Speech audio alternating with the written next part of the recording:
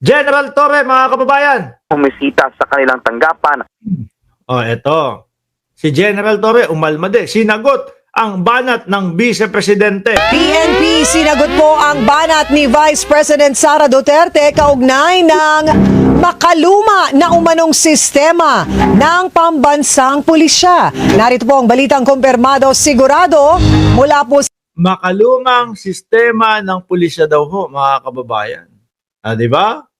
Unang-una, mga bossing, may mga CCTV na ho tayong mga nakikita. Nagkalat na nga po sa kalsada.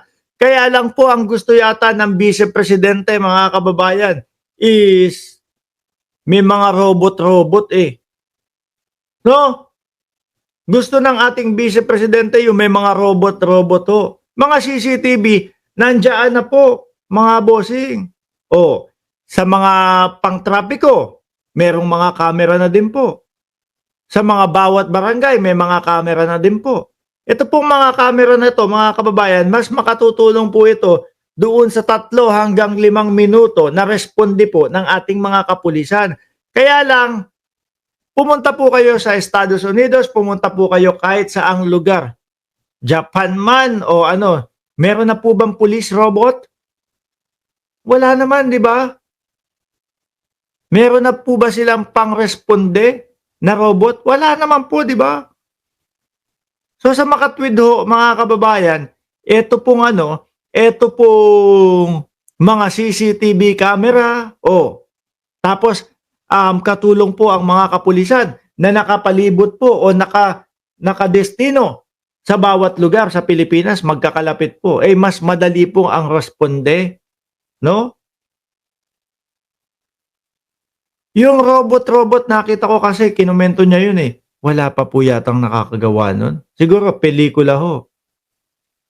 Robocop, no? Robot na pulis, pambata, pambata yata na palabas sa YouTube, pinapanood ni Sir. Wala pa hong ganoon. Kasi ang kailangan ho, mga kababayan, merong mga nagko-control ng CCTV. Di ba? May tumawag. Sir, may dito sa amin. Merong nang hold up dito sa amin. Saang lugar yan? Dito po, sa Kanto Tinyo. Yan. Search mo, Kanto Tinyo. Di makikita na doon sa CCTV. Oo nga, ayun Tatawagan yung pulis. Puntahan mo agad. Responde agad. Biglayin nyo na. Di ba? Kailangan po, may utak din yung re-responde doon. Hindi pwedeng response on this. Paano kapag palapit ng palapit? Sabihin, wag ka lumapit. Hindi nakakaintindi. Yung robot. Lapit ng lapit. Yun. Sinaksak. Di ba? Kailangan din po may utak yung magiging negosyador doon, hindi po may mga teknolohiya na kasi na meron ng robot. Dapat robot na din ng pulis. Diyos ko. Sabi ni Sir Archie Beroya, Robocop ang gusto, baka si Baste advice, malakas ang trip lagi, nasa out of space. Miski ho yung Robocop, mga kababayan, may tao talaga sa loob nun di ba? Gumagana ang utak, di ba? John Rex Vlog, ang ganda naman ng pangalan mo. Gracious Grace, di ba? General Torre, please, wag nyong i-adapt ang gusto ni BP Sara at ni Bato. Tokhang. Yung kay Bato naman, tokhang-tokhang nila, piso-piso lang naman ho yun, mga kababayan. Sa kanto ng Pacheco at Sevilla, tignan nyo, meron ng snatch doon. Susundan nila yan, mga kababayan. Doon po sa CCTV. Lipat ka doon sa kabilang CCTV para masundan. Sige, salubungan nyo dyan, mga kapulis. Di ba? Pero kung magro-robot na agad, Madam BP, wala pang ibang gumagawa nun. No? Hindi maintindihan ng robot. Kala mo, nag-video game, yung magpapa-andar doon. Kailangan instant, may utak, nagagana sa pagresponde. Tuloy natin. sa Malacanang Radyo Patrol, Christian Yusores. Christian, anong detalye?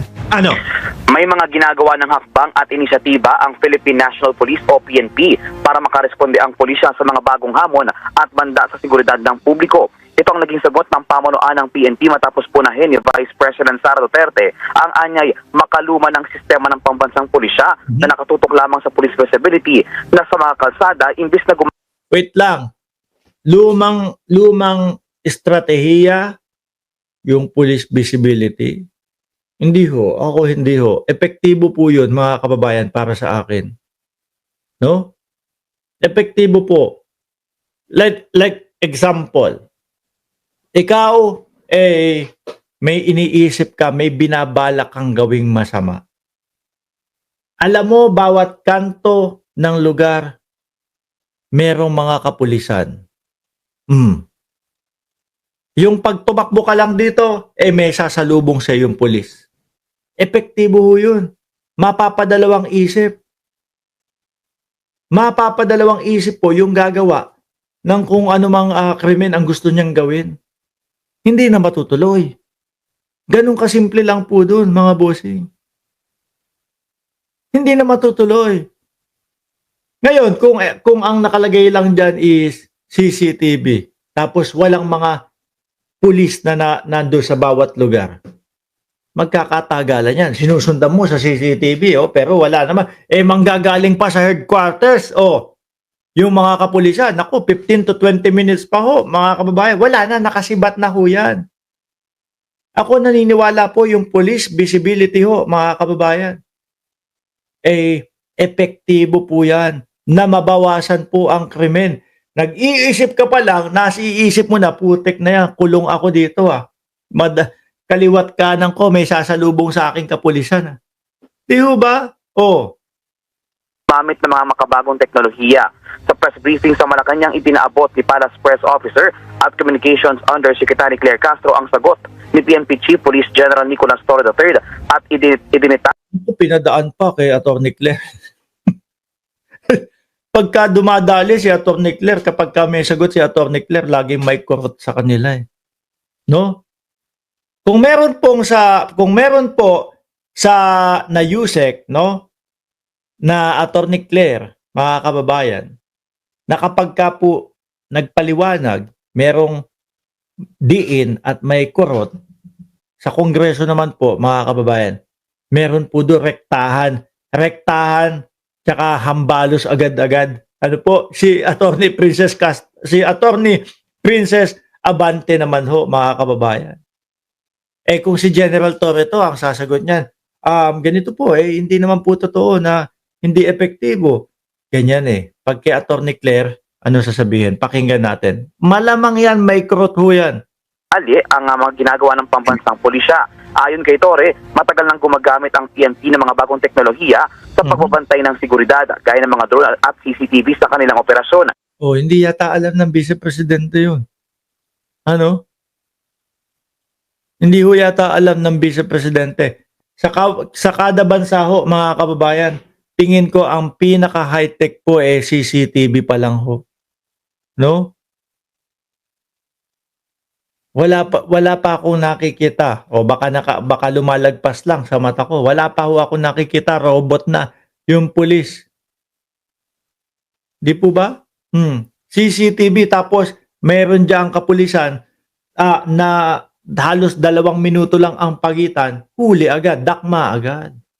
Inimbitahan din ng PNP Chief ang Vice President na personal na bumisita sa kanilang tanggapan para ipakita kung gaano pinahahalagahan ng pulisya ang kanilang deployment at presensya sa quick response teams. Nirerespeto naman ani ni Torre ang opinyon ng publiko sa kung paano dapat magtrabaho ang PNP. Katunayan, handa at bukas nila sila makinig sa mga opinyong may sense o makabuluhan at mapagkakatiwalaan. Wag po kayo mag-alala, General Torre. Ang mamamayang Pilipino, sa nakikita ko po, nakasuporta po sa inyo. No? Isa po sa nagustuhan ko na gustong ipatupad ni General Torre po maging fit po ulit yung mga kapulisan natin. Kumbaga, walang bobondat-bondat. Di po ba? Gusto mo maging pulis. Syempre, kapag ikaw ay pulis, kailangan makisig ka. Kailangan kaya mong humabol ng snatcher kahit 10 minuto pa kayo magabulan. Di ba? Ganon. Kung bobondat-bondat ka, puro bilbil ka, hingalin ka, wala. Pagtatawanan ka lang ng mga snatcher. Di ba? Kaya kailangan po ang ating mga kapulisan bumalik po doon sa mga tindig na talagang nakaganon. Si General Torre, mukha lang payat yan, pero nakikita nyo po ang tikas at ang niyan. Ang tikas ho niyan, mga bossing. Sabi ni Ma'am Betty Baniked, dito sa Taiwan, kalat ang CCTV. Pag mag-accident, magulat ka na lang, may pulis agad. O, halos karamihan po, di ba? Puro mga CCTV lang. May nagsabi dito kanina, meron ng robot, Mark. Sabi, asan ba yun? Meron ng robot, Mark. Sa McDonald's nga lang daw. Sabi ni Ma'am Rowena Haines. O, di ba? Alam ko doon sa ibang bansa din meron. Taga-deliver ng mga pagkain. Yun lang. Pero hindi yung talagang aakto bilang pulis. So, tuloy. At yan ang mga balitang kumpirmado. Sigurado, ito ang Radyo Patrol. Christian Osore. Matapos na pala. Hindi, ang nakakapagtaka kay Vice Presidente, hindi niya alam na merong mga CCTV, na merong kung ano-ano po, mga bossing.